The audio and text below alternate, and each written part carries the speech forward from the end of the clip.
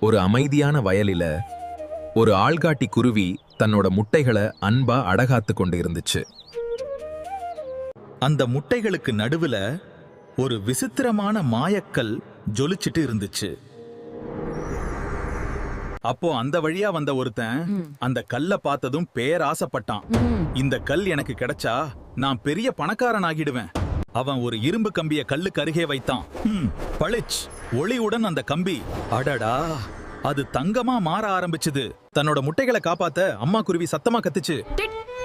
ஆனா அந்த மனிதன் பேராசையில குருவியையும் காயப்படுத்தி கல்லை எடுத்துட்டு போயிட்டான். அந்த இரவு அவன் மீண்டும் தங்கம் செய்ய முயற்சி பண்ணான். ஆனா அந்த கல் தனது சக்தியை இழந்தது. அப்பொழுதுதான் அவனுக்கு ஒன்று புரிந்தது.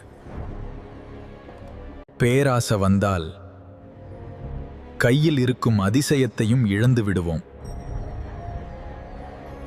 எப்பொழுதுமே அன்பு காக்கும் இடத்தில் இருந்துதான் அதிசயங்கள் பிறக்கும்.